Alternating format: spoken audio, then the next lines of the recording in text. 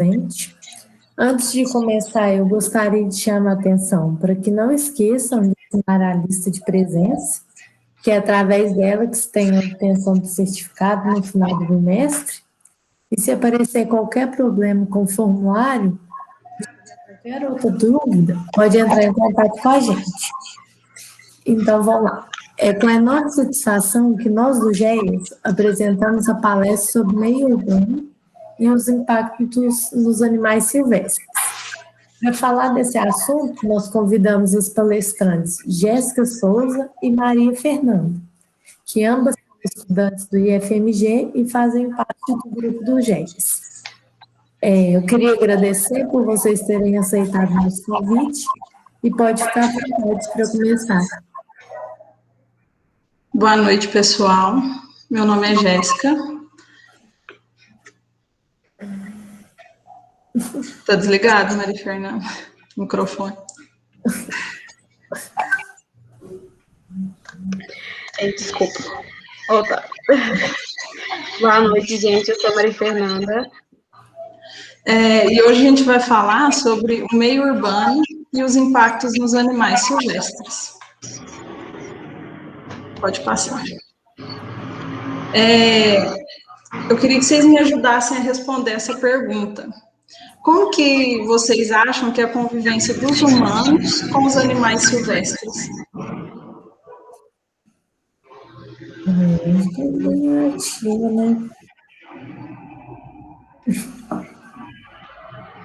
Caótica.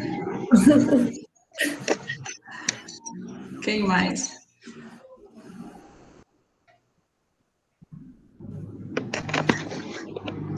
Participar, pessoal. O que vocês acham?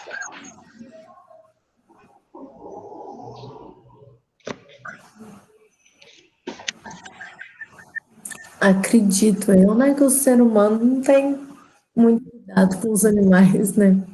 Estão roubando os espaços dele. Sim. Sem se preocupar com nada. Bom, essa convivência, ela pode ser harmoniosa, em alguns casos, mas também existe o conflito de interesse. Principalmente porque a população está crescendo cada dia mais e tomando essas áreas nativas desses animais, né? Para construir as casas, as estradas.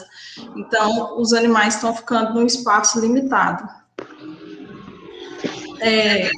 A presença dos animais silvestres nas cidades é um evento natural, esperado e gradativo, o que torna inviável a exclusão dessas espécies, desses ambientes ocupados pela população. E conflitos. Pode voltar. E conflitos. Vocês acham que tem?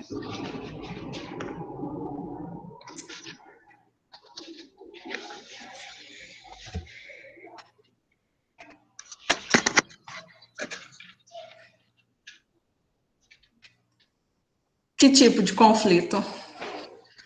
Vocês acham assim que seria o principal conflito entre o ser humano e os animais silvestres?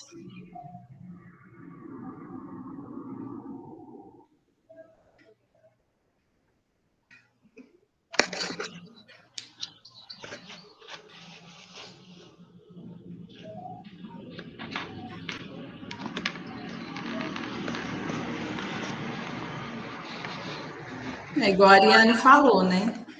É por ambiente e também por alimento, né? E pelo fato também das pessoas não terem familiaridade com a fauna nativa. Pode passar. O desconhecido. O que seria esse desconhecido? O ataque de outras espécies, principalmente no período reprodutivo, a biologia e o comportamento dos animais, que ainda são fatores que têm informações desconhecidas dos riscos da convivência desses animais com seres humanos. Então, ainda é necessário, nessa parte, mais estudos para saber como seria essa convivência, como seria a forma correta, né? Pode passar. E esses animais ocupam apenas 5% do planeta. É muito pouca coisa. E mesmo assim, o ambiente urbano ele tem causado um grande impacto no ambiente desses animais, mesmo eles ocupando tão pouco espaço. O que esses animais têm de dificuldade com o crescimento dessas cidades? A mobilidade, né? Porque, um exemplo, o macaco que está acostumado com as árvores, né? Ficar ali no galho, tranquilo, ele se depara com uma rodovia cheia de carros. Como que ele vai transitar ali, né? É muito difícil. A poluição visual. Os animais estão ali acostumados com árvores, com ver os pássaros voando, outros animais. Aí se depara com vários prédios, vários carros, coisas que não são, assim, da rotina deles, né? Pode passar. A poluição do ar. Porque quem está ali na floresta, ali no seu ambiente natural, está acostumado com um ar puro, um ar leve, limpo. Aí vem as cidades e dificulta tudo isso. A poluição sonora, né, que não precisa nem explicar, né, que a cidade, principalmente cidade grande, né, muito barulho. A poluição do ecossistema, como a foto mesmo mostra, né, o mar é um grande exemplo do que está acontecendo atualmente. A alimentação natural desses animais, que fica bastante afetada, igual na foto, a onça está acostumada a caçar um jacaré, uma anta, sei lá, um rinoceronte, e chega assim, ela se depara com uma cidade, ela já não tem mais o que caçar para comer, né? Ela perde até esse instinto. Bom, a fauna urbana, ela aproveita muito desses alimentos que eles encontram nas cidades. Como a primeira foto, o miquinho roubando o salgadinho da criança. Essa segunda foto é um macaco obeso que provavelmente fica vasculhando lixo atrás de restos de alimento, né? Então, esses animais que estão nas cidades, eles aproveitam de tudo, aproveitam de alimentos de plantas, se alimentam de outros animais, da ração que é fornecida para os animais domésticos, né? Os resíduos que são gerados pelo homem, né? Que é o caso do macaco que fica vasculhando lixo. Guaxinim também, eu já vi vídeos de guaxinim vasculhando lixo atrás de alimento. E tudo isso proporciona o crescimento da população de animais, o que gera um grande desconforto nas pessoas pela presença desses espécimes. Pode passar. A Instrução Normativa do IBAMA, número 141, de 2016, ela estabelece as diretrizes para o manejo da fauna silvestre no Brasil. E a literatura especializada recomenda que as ações de intervenção, remoção ou eliminação dos animais envolvidos somente deve ocorrer quando já se houverem esgotado as medidas de manejo ambiental básica, que é as que eu vou mostrar a seguir. Ou seja, fontes de alimento. Não se deve alimentar os animais silvestres, nem deixar alimentos disponíveis em locais abertos. Abrigos, vedar abertura nos telhados ou outros pontos que favoreçam a ocupação, manter a vegetação baixa, eliminar pontos de entulho ou depósitos de lixo, proteção dos animais domésticos, galinha, pato, pássaro, né, manter eles protegidos durante a noite para evitar a predação desses animais. Educação ambiental, né, sensibilizar por meio de ações educativas e esclarecimento, a comunidade envolvida em conflitos, né, com a fauna silvestre. Respeitar os animais, né, não se aproximar dos ninhos, nem dos filhotes recém-nascidos, manter o espaço deles. E só quando essas medidas que eu falei não tiverem mais surtindo efeito, é que se deve fazer a eliminação, né, fazer a eliminação ou a remoção desses animais daquele ambiente. Então, gente, como a Jéssica citou, a mobilidade é um grande conflito entre esses animais silvestres que estão dentro da cidade e os animais que estão em volta, que podem chegar até a cidade. Olha um dado aqui. Das 313 unidades de conservação federais, 72% sofrem influência direta ou indireta de rodovias. Então, assim, é um número muito alto, é uma porcentagem muito alta. E os animais que às vezes estavam lá tranquilos, naquele local, uma construção de uma rodovia ali vai aumentar muito mais a passagem de pessoas, e com isso, esses animais podem sofrer vários conflitos, atropelamentos, aquela migração de animais de um lugar para o outro vai ser diminuída, a genética desses animais pode ser afetada, porque às vezes ele não vai se deslocar tanto para poder se reproduzir. E como que isso no meio urbano pode afetar? Esses animais, como eles estão naquele local deles, próprio deles, quando uma rodovia começa a ser feita ali, ou há muita movimentação humana ali, é natural que esses animais, se não está sendo benéfico para eles, eles se deslocarem. Eles vão para outros locais. Então, às vezes, os locais que eles vão, eles não sabem, obviamente, que às vezes uma cidade vai ser muito pior, ou um vilarejo, qualquer lugar que tenha mais pessoas para ele, pode ser muito, muito grave. Então, ele simplesmente vai e pode chegar até a cidade. Por exemplo, quantos casos vocês já viram de tamanduá no meio da cidade? Tamanduá não é para estar na cidade, não é para estar perto ali. Ele chegou ali de uma forma, ele chegou procurando alimento, abrigo, fugindo de queimadas, fugindo de rodovias, assustados. Mas o que seria bom para isso? Acabar com as rodovias, não fazer essas rodovias nesses locais? Não, rodovias são necessárias, até porque a gente precisa de transporte de pessoas, de alimentos, de produtos. É com isso que a gente vai fazer o mundo crescer, né? Fazendo com que haja esse transporte. Só que para se produzir, para se ter esse tipo de coisa em unidades de conservação, em locais que tem muitos animais, é necessário que tenha todo um estudo ambiental atrás disso. Para ter mais cuidado, você ter pesquisa, quais espécies que estão ali que podem ser afetadas e qual vai ser o impacto daquilo, para você fazer medidas que sejam para diminuir realmente esses problemas. E proteger o nosso planeta é proteger a vida. Sem esses animais silvestres que estão em volta, que estão dentro da nossa cidade, não tem como viver bem. Mas cada um com o seu habitat certo. Todos os animais silvestres brasileiros são protegidos pela Lei 9.605 de 1998.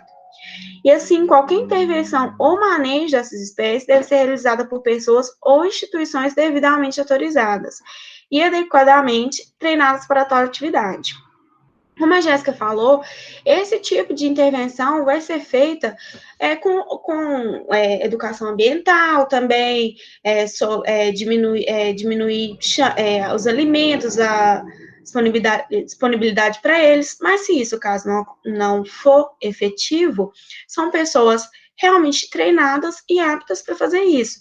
Eu que não sei nada, simplesmente vi uma cobra na minha casa, eu vou matar? O desespero, às vezes a pessoa faz isso, mas às vezes a pessoa não sabe espantar, não sabe fazer nada. Eu vou fazer isso? Não, você tenta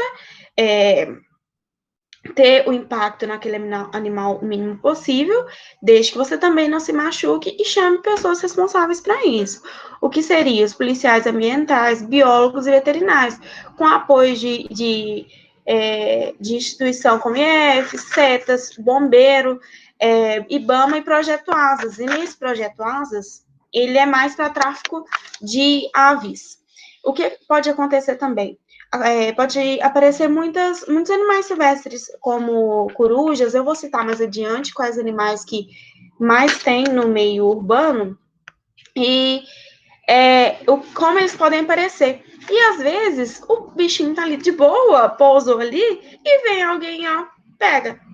Ele vai para casa, não sabe como que faz, acha bonito, acha que tá arrasando, né? E pega o animal. Então, é considerado tráfico, não pode. Deixa o animal ali, chama a pessoa responsável, chama a pessoa que realmente vai dar um destino para aquele animal. E como a Jéssica também citou sobre essa instrução normativa 141 de 2006, ele prevê a elaboração de plano de manejo e submissão deste à instituição ambiental competente para a autorização da atividade. Então, se um biólogo ele retirou aquele animal dali, conseguiu, ele vai dar um caminho para aquele animal. Ele vai, ou se o animal estiver machucado, vai para um CETAS, se o animal está bem, vai ser feito um estudo para onde que ele vai, se ele vai ser devolvido à natureza, se ele vai ser colocado em um outro local, que isso tudo é muito mais complexo do que se parece, né? Simplesmente eu achei uma cobrinha aqui, vou jogar ela em qualquer lugar. Porque isso pode causar muito mais impactos na natureza, naquele local ali. E quais são as espécies que mais aparecem nas cidades? As aves são muito comuns de ver, as corujas. E essas corujas, elas têm uma alimentação, geralmente, são carnívoras, depende mais da espécie, alimentando de pequenos vertebrados ou insetos. E qual que é o problema dessas corujas? Que é o problema de outras aves também. O problema delas é que elas vão ficar em forros de casa, vão formar seus ninhos às vezes, locais escuros, com pouco movimento, mas que se alguém for lá mexer, vai dar problema.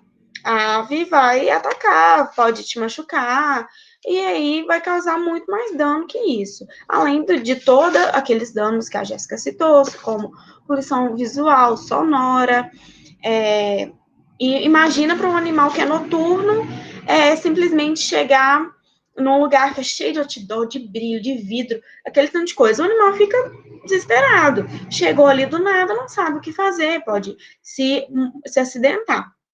Fora esses ataques que vão afetar diretamente o ser humano. E também tem o urubu da cabeça preta, que é muito comum, que é uma ave detritívora. E também, aqui não está citado, mas gaviões, falcões, águias, que se alimentam de pequenas aves, mamíferos e répteis e insetos, e depende também de cada espécie, e que também pode atacar, e que também pode sofrer com o tráfico de animais, e que vai afetar eles. Os mamíferos, o coati, ele se alimenta de invertebrados, frutos, pequenos vertebrados e algumas flores. E qual que é o problema do coati? É a oferta de alimento em uma casa. Se ele encontra frutas, sei lá, em uma mesa que está mais afastado do resto, ele vai comer. E ele vai voltar ali, porque ele vai pensar, hoje teve. Se amanhã tiver também, amanhã, na hora que eu tiver fome, também vou lá. Uma comida fácil. Então, ele vai querer. A capivara, a mesma coisa.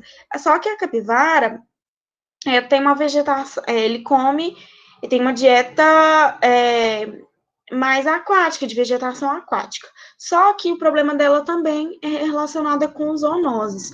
Mas ela também pode invadir as casas e tal, e gerar esse conflito com os humanos. Os gambás são muito comuns, né? Eles são onívoros, se alimentam de frutos, frutos, ovos, animais de pequeno porte. E os problemas com os gambás são que eles podem atacar pequenos, por exemplo, criação de galinha, de codorna, essas coisas que tem dentro da cidade e que podem causar prejuízos. E aí, então, quando a pessoa vê um gambá, e que tem esse tipo de criação, que tem animais também que podem mexer que pode morder, causar algum tipo de acidente a eles e ao animal doméstico, a pessoa mata. Por ignorância, a pessoa mata. E também pode ter casos de zoonoses. O mico-estrela, que é o sanguíneo, que é o mais comum da gente ver, e que muita gente alimenta. É bonitinho ver eles comendo assim com a mãozinha, é uma gracinha, mas poder não pode. Porque eles vão ficar mal acostumados, eles vão querer sempre, e não é natural dele, ele tem que realmente procurar aquilo. É da natureza dele ir atrás. O ouriço cacheiro, e que também pode estar nessas cidades e que pode causar acidentes, principalmente com animais domésticos. Quem nunca viu aquela imagem daquele cachorro cheio de espinho?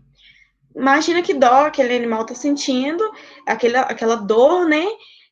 Tirar aqueles espinhos deve ser horrível, coitados. Mas acontece esse tipo de acidente, por quê? O cão tá ali, ele viu um animal esquisito, ele vai querer pegar. Ele não tá errado, também é da natureza dele. E é da natureza do ouriço soltar esses espinhos nele para se defender. E ele vai se alimentar de frutos, de folhas, de sementes que estão dentro dessas cidades. E os morcegos também, que também é muito comum em cidade, que eles se alimentam de insetos, frutos e néctar, depende também da espécie e tal. Ele pode também ser portador de doenças e o problema deles é que eles se abrigam em forros de casa, o que pode causar vários conflitos com a pessoa que mora ali, vai querer tirar e às vezes vai querer matar e que vai causar somente problemas.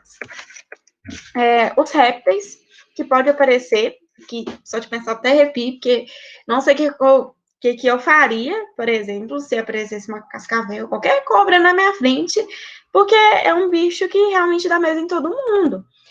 Você não sabe como que ela vai se comportar ali. E se ela chega até a cidade e eles, para procura de alimento, de abrigo, simplesmente chegou ali porque estava no meio do caminho dela, eles se alimentam de pequenos vertebrados, ratos, pássaros, lagartos, e podem ser mortos, porque a pessoa pode achar que algumas deles são venenosos, podem causar envenenamento, como a cobra coral verdadeira, a cascavel também. Então, a pessoa mata, espanta, pode picar, pode matar animais domésticos, então causa um grande problema, né? E os invertebrados. Geralmente, aranhas são muito comuns, tem gente que tem muito medo, sei, e que tem muito pavor, então a pessoa quer matar, quer pisar, e porque também tem as espécies que podem causar envenenamento, animais, as pessoas, então causam um grande conflito, e não era para elas estarem ali. Então, elas podem morrer simplesmente por estar no lugar errado, na hora errada, com tudo errado. E os escorpiões, principalmente o escorpião amarelo, que aparece muito, que é muito comum no meio de entulhos, lugares escuros, fechados, e eles chegam ali, vão se reproduzindo e vão ficando, e pode causar uma grande dor de cabeça. E com isso, gente, o que a gente vê? Que é realmente muito conflituoso você ter animais silvestres dentro da cidade. É bonitinho ter um macaquinho ali, é muito fofo. É bonitinho, às vezes você vê uma coruja, você quer tirar foto, você acha lindo, mas não era para estar ali, infelizmente. Então, o que você deve fazer são situações que a Jéssica citou, que não oferecer alimento, não oferecer um local que é muito propício à reprodução deles, arrumar forros de casa e tal, para diminuir a chance desses animais estar ali. E se caso o aparecimento deles, chamar pessoas competentes para isso e não simplesmente matar, né? E você, como pretende salvar os animais silvestres? E vamos começar a fazer a nossa parte a partir de hoje, né? A partir de sempre, porque eu acho que como a gente está numa faculdade que fica no meio, num lugar muito propício de aparecer muitos animais, já viu tamanduá, lobo, essas coisas na faculdade, a gente tem que fazer a nossa parte no nosso onde que a gente está e passar essa informação adiante. E é isso. As nossas referências que a gente usa.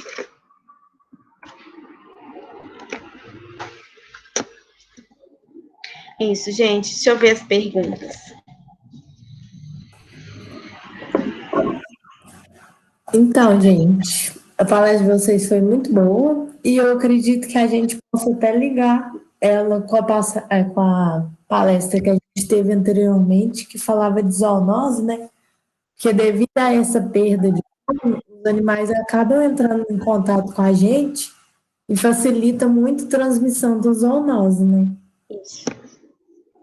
Realmente pode aumentar muito a chance e às vezes por ignorância humana mesmo a pessoa mata achando que aquele bicho pode estar infectado, realmente pode, mas nem sempre, e pode causar um impacto ambiental grande, né? Realmente, a Jaque citou que no Instagram do GES tem um post que é o que fazer quando encontrar um animal silvestre, que também a Clarice deu uma palestra presencial uma vez sobre isso, que eu lembro. Acho que foi meu primeiro contato com o GES, e que é muito interessante, lá tem números, quem que você deve contatar, o que você deve fazer, e que é bem interessante, que vale a pena ver. E é uma coisa simples, né? Que nem todo mundo tem essa informação. Sim. É igual o caso dos macacos lá com a febre amarela. Sim. Quando começou a esparramar a febre amarela, o povo queria matar os macacos, sendo que os coitados não têm culpa. Né? Então, caso alguém queira fazer alguma pergunta, tá? Algum comentário? Fica à vontade, se quiser ligar o microfone. Meninas. Oi. Tá dando para me ouvir direitinho? Tá. Boa noite. Primeiramente, eu queria parabenizar. O slide ficou muito bonito, gente. A arte tá bonito de ver. Aí, eu gostaria de pedir mais, era uma opinião mesmo, o ponto de vista de vocês, qual que é o maior impacto que vocês presenciam lá no IF, um lugar que a gente tem tanto contato, né, com os animais silvestres. Então, eu gostaria de ver do ponto de vista de vocês qual que é o maior impacto, o maior problema diante desse tema. Você quer falar primeiro, Jéssica? Não, pode falar. Eu acho que é o fornecimento de alimentos e também atropelamento, porque lá naquela área tem muitos, né?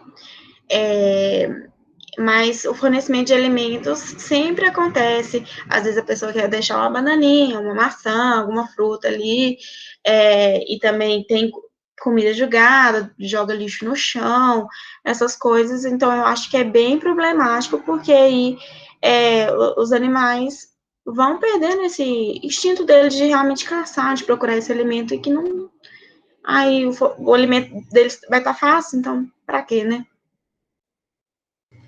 É igual uma casa que eu morei uma vez em Bambuí, de frente com a casa que eu morei, tinha uma casa mais antiga, e dentro da chaminé dessa casa era cheio de miquinho. Tinha um certo horário do dia que praticamente saía tudo para fora, assim, ficava até bonito. Aí a gente fazia o quê? Colocava banana no muro, porque achava bonitinho. É bonitinha. Mas, tipo, só colocava banana, ia para dentro de casa e ficava da janela olhando. E eles ali no muro, sabe? Não chegava perto, essas coisas, sabe? Ficava da janela. Mas eu vi uma vez, não vou me lembrar onde, que a pessoa questionou assim: será que os macacos realmente gostam de banana? Ou eles só Come só porque a tem. gente da banana? Será que eles não gostam, o alimento preferido deles não é outra coisa? Aí eu fiquei pensando nisso depois, sabe? Eles comem essas frutas, né? Mas não sei se é preferida. Às vezes é a preferida porque é a que tem mais disponível para eles, os Que humanos. é o que a gente Colocam mais, oferece, né? É, então às vezes o que é mais fácil ele Hábitos, gosta mais, né? Acaba que pode até mudar o hábito alimentar do animal. Sim, Agora, eu quero contar uma historinha. sim. Lembrando de duas coisas que vocês acabaram de falar, Maria Fernanda e Jéssica. A primeira é da banana, né? Uhum. Os calitrix, né, que são esses miquinhos, eles são primatas essencialmente sul-americanos, né? Neotropicais. Então, eles ocorrem aí até uma certa altura ali da América Central. A banana, ela é típica dessa região? A banana, ela é uma fruta brasileira? Alguém sabe dizer? Ai, eu sei. Aí vai, Ariane! Ai, musa paradisíaca é uma espécie asiática. Exatamente. Então, quer dizer, certamente os macacos não gostam de banana. A gente fez eles gostarem. Então, a Eles gente comem porque criou um tem. vínculo artificial com eles, né? E, assim, pensando nesses calitriquídeos, que a gente tem muito aqui na região, a maior parte da dieta deles não é frutífera. Não, eles não são necessariamente frugívoros, eles são onívoros e comem principalmente insetos. Então, assim, a gente está fazendo muito, muito errado mesmo. E a mesma coisa para os passarinhos. Teve uma pergunta aí, né? É Sim. lógico que existe uma diversidade de dieta muito grande, né, entre os grupos de aves, entre os filos, mas certamente o que a gente dá não está correto. Aí sobre o macaquinho, né, que você viu e achou tão bonitinho, né, Jéssica? Isso aí já aconteceu com todo mundo. Certamente alguém aqui já teve essa vivência de dar alguma comida para algum bicho, ou um jacu, ou um macaquinho, ou um teiu que está dando rolê por ali, ou um passarinho, né? Os macaquinhos, é muito comum, né, nos seres humanos, eu nem sei a porcentagem para dizer para vocês, assim, quantos de nós carregamos o vírus da herpes sem, inclusive, não termos nenhum sinal da herpes, né? É provável que muitos de nós tenhamos a herpes e de certa forma, a gente não desenvolve. Uma vez ou outra na vida a gente desenvolve, porque fica com a imunidade comprometida. Os macaquinhos, que a gente inclusive gosta de dar uns beijinhos neles, né? Se eles contraem essa herpes que nós temos, então é uma zoonose que nós transmitimos para eles, não é natural deles. E o que acontece com eles? Como não é natural deles, eles não coevoluíram com esse vírus, ou seja, eles não têm as estratégias imunológicas que nós, seres humanos, temos para lidar com o vírus. O máximo, quando está muito ruim, uma herpes para a gente, dá um machucado na boca que vai se autolimitar, né? A gente não precisa nem passar pomada, em algum tempo ele vai sumir. Para os macacos, causa uma encefalite aguda e causa morte em 100% dos casos. E a gente dá beijinho nos macacos. Né? Então, já existiram vários surtos de herpes zoológicos, por exemplo, né? Baseado nisso. Então, sim, gente, o nosso contato com os animais é extremamente danoso. Perigoso. Sim. Chega de Esse historinha. caso eu nunca tinha ouvido falar, não, mas é muito interessante. Herpes é um caso muito conhecido em primatas, não só calitriquídeos, mas como a gente tem muita aproximação com calitrix, né, com os saguis, é muito comum. Tá bem, principalmente em cativeiro, o pessoal que trabalha em setas, que trabalha em zoológico, tem que ter muito cuidado. Jácia, essa história aí é verdade.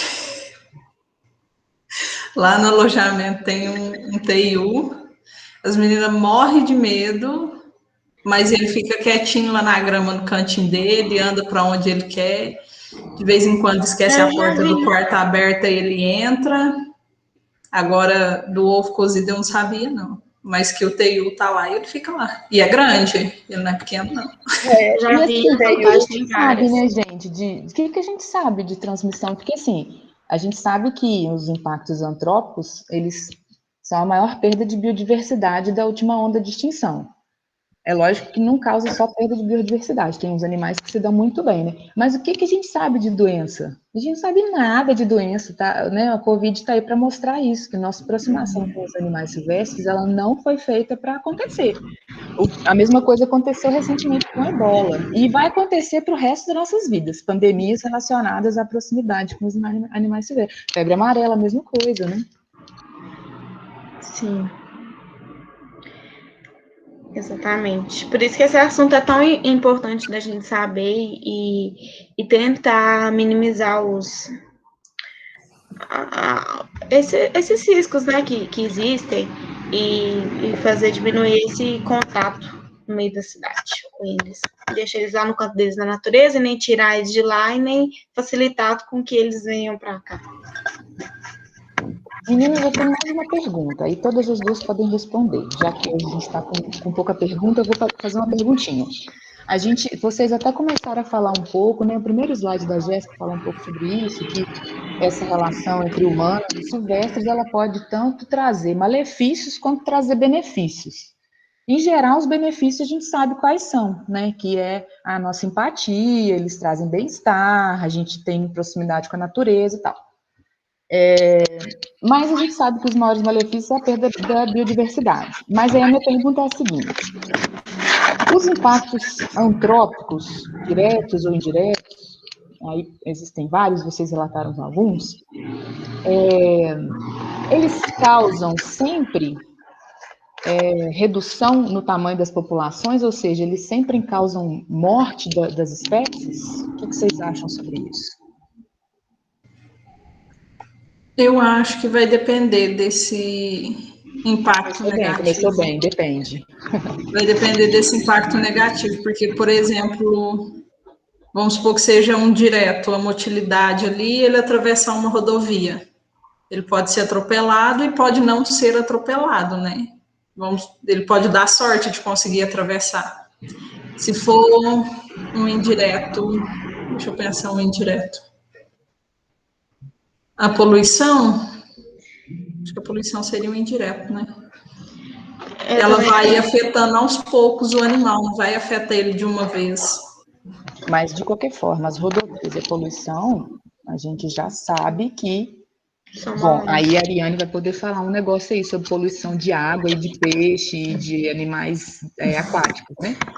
Mas, via de regra, mata. Mas fala aí, Ariane, fala aí sobre poluição e seres aquáticos. É muito interessante, né? Na verdade, a sua pergunta, acho que as meninas, que eu acho que você pensou, né, das meninas conversarem, é que a gente tem até esses animais que as meninas citaram aqui, que a gente até chama de sinantrópicos, né? Porque eles vivem de forma comensal com os seres humanos. As populações normalmente são maiores, porque eles encontram, como vocês disseram, né, nos ambientes urbanos, condições excelentes para a sua proliferação, ou seja, comida disponível, abrigo. Então, na verdade, existem alguns animais que têm a população aumentada. Aí a gente tem os roedores, né, que as meninas aí da veterinária devem estudar bastante. Então, a gente entende que existe essa relação onde a população é aumentada, né, Clarice? A Clarice, com certeza, também estudou isso aí bastante. E sim, em relação à poluição, então isso aí é complicado, né? Eu não sei se a Clarice quer completar o pensamento, que eu queria falar um pouco sobre essa questão que as meninas falaram das estradas, né, e sobre a legislação vigente. Eu acho que até no Somas do ano passado, não sei se todos os integrantes aqui participaram, teve uma palestra sobre resgate de fauna, que foi muito interessante, né, porque a legislação, ela mitiga, mas, na verdade, o estrago é muito grande. E aí vocês falaram de estradas, e para mim, assim, uma coisa que marcou muito na minha graduação, as pessoas que eram ativistas ambientais, foi em relação às construções das hidrelétricas que ocorreram no período, né? E aí as hidrelétricas, além dos impactos na reprodução dos peixes, o ambiente fica lento, e aí você atrapalha a reprodução, e aí várias espécies começam a sumir e outras sobressaírem, a gente tem uma área inundada muito grande, né, Clarice? Então, vários animais são prejudicados.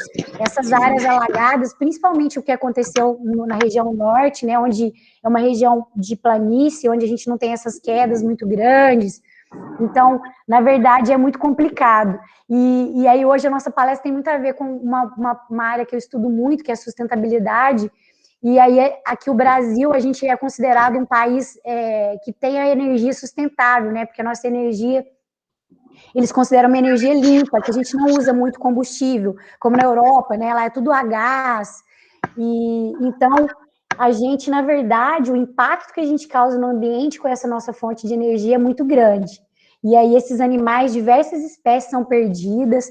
Aqui nas nossas bacias, a gente tem várias espécies que estão ameaçadas por conta do ambiente que foi modificado pelo homem, né? Então, eu acho que se a gente for ficar falando dos nossos impactos aqui no ambiente, aí essa questão de disputar hoje, eu vejo que a disputa é maior pelo ambiente, né? Porque a gente usa o ambiente deles para suprir as nossas demandas. E aí isso é muito grande, é uma questão muito grande, porque a gente cada vez precisa de mais comida, de uma casa maior, de um carro melhor, e aí essa nossa demanda, né, de querer, ela é totalmente insustentável.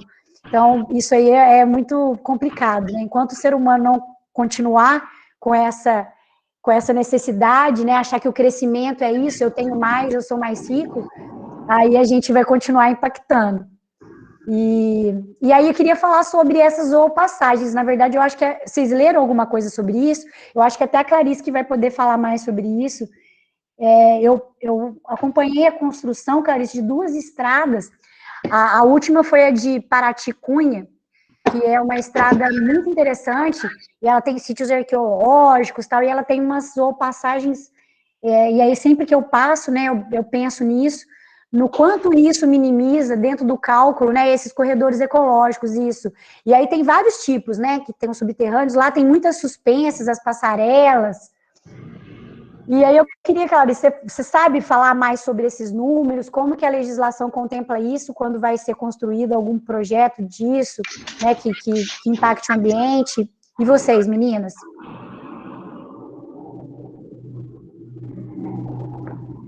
Pode dizer aí, meninas, o que vocês Não, acham? eu ia completar da pergunta da Clarice. Isso, eu já ia te cobrar, Maria Fernanda. O que você acha daquela pergunta?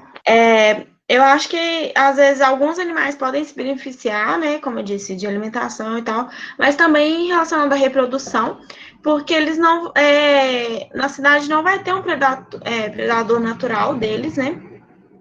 Então, com isso, eles vão poder se reproduzir. Se eles acharem um local confortável, que é compatível, de ele formar seu ninho, de pegar alimento, alimentar seu filhote, e de realmente reproduzir, ele vai continuar ali e aquela população vai aumentar, porque não vai ter quem os tire dali e nem quem os mate, quem seja realmente o predador natural dele, e não somente o que pode diminuir todos os impactos urbanos, mas o que era natural, que às vezes na natureza eles iriam viver menos, se reproduzir de outra forma, com mais dificuldade, na cidade pode ser facilitado em algumas espécies.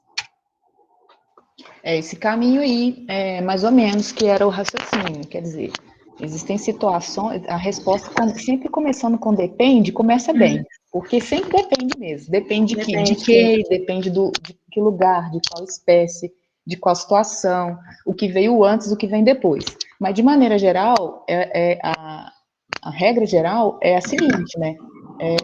Existem algumas espécies, principalmente aquelas espécies que são as generalistas, né? Ou seja, elas conseguem comer de tudo um pouco, elas conseguem habitar ambientes diversos, né, de diversas fisionomias, elas conseguem transitar em horário do dia e da noite para arrumar seus parceiros, arrumar seus abrigos, ou seja, espécies generalistas, em geral, se dão muito bem com o impacto antrópico, muito bem. Então, se a gente pegar, por exemplo, dois felinos de grande porte, onça parda e onça pintada. Quem dos dois é considerado generalista e está se dando bem frente ao impacto antrópico, quem não está se dando bem? A onça parda está conseguindo. A onça parda, a gente já tem estudos mostrando que a onça parda tem conseguido se adaptar a ambientes antrópicos. A onça pintada está acabando, está desaparecendo, né? Ela tem presas muito específicas. A onça parda não, a onça parda vai de passarinho a animal de grande porte. A onça pintada é animal de grande porte, né? E animal silvestre. Então, assim, depende, né, de quem é a espécie, inclusive se for uma espécie silvestre introduzida num outro lugar. Se a gente leva uma espécie de uma região e põe ela em outra, pode ser que ela seja competitivamente superior àquelas que estão ali com ela, né, que vão ali naquele ambiente. Então, ela pode sim destruir e eliminar populações nativas, né, enquanto invasora. Agora, sobre as passagens de fauna, gente, assim, as passagens de fauna são ainda coisas que ainda se estuda muito sobre os benefícios, né? Obviamente traz benefício para umas, aí é aquela coisa de novo, né? Depende. Para uma série de espécies, principalmente aquelas que são cursoras, né? Que andam muito, é muito importante ter passagem de fauna, né? Porque essas espécies cursoras acabam usando a estrada para se deslocar mais rápido e por mais tempo, né? Já que os fragmentos estão ficando cada vez mais isolados. Mas para outras espécies também, os corredores de fauna, eles não são tão bons. Espécies presas, às vezes, tem problema, porque caem emboscadas, né? Então, assim, depende. Então, todo um estudo tem que ser feito de viabilidade. Tanto um estudo de viabilidade do tipo, para quem é essa passagem de fauna, para que tipo de espécie, qual é a espécie que está ameaçada aqui, e de que forma essa espécie vai conseguir usar essa passagem de maneira que ela se sinta protegida e que outras espécies não se sintam ameaçadas por ela, né? E a gente introduzindo, fazendo ligações de um ambiente, né, de um fragmento com o outro, não necessariamente é uma solução. A gente pode estar novamente introduzindo espécies que vão, ainda que nativas, introduzindo espécies que vão suprimir as espécies que já estão presentes lá. Então, não é simplesmente ligar, né, os lugares com as passagens de fauna e com os corredores ecológicos. Não é tão simples assim, porque às vezes a gente pode estar introduzindo uma espécie que vai acabar com um monte de outras ali que já estavam, mesmo que dentro daquele caos, em determinado, né, harmonia, em determinado equilíbrio. Então, é muito complexo o estudo de corredores ecológicos, o estudo de passagens de fauna, né? Tem que levar tudo isso em consideração. Para quê, né? Quem é a espécie, em que situações aquilo vai ser positivo, e eu vou ligar o que com o quê? Para quê? Né? Mais ou menos isso.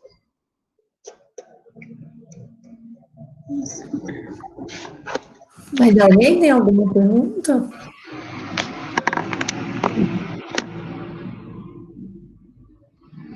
E é legal também, meninas, aproveitando esse tema de vocês, dizer que corredor ecológico não é a mesma coisa que essas ligações, essas pontes e passagens de fauna. Corredor ecológico pode ser o curso de um rio, né, pode ser uma cadeia de árvores, pode ser inclusive, um corredor ecológico pode ser inclusive uma cadeia de pinos, que é uma planta exótica, né? Mas então, são conceitos um pouquinho diferentes. As passagens de fauna são essas passagens que ligam, geralmente, um lado de uma estrada para o outro lado de uma estrada. Ok? Mais alguém?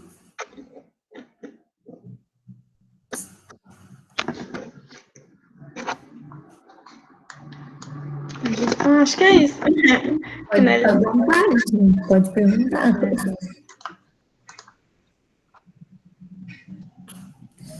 Então, eu gostaria de agradecer a todos pela participação. E antes de encerrar a reunião, eu quero convidar todos para a próxima palestra, que será dia 10 de maio, com o tema Procedimentos para a Realização de Exame em Animais Silvestres, que vai ser ministrada pela Ana Florina e Gabriela, que são membros do GES. E é isso, eu espero que todos tenham gostado e aguardo vocês na próxima. Muito obrigada. Obrigada, meninas. Boa noite, pessoal. Boa noite. Valeu. Ai, não esqueça de preencher o formulário não, para ganhar o certificado no final do semestre.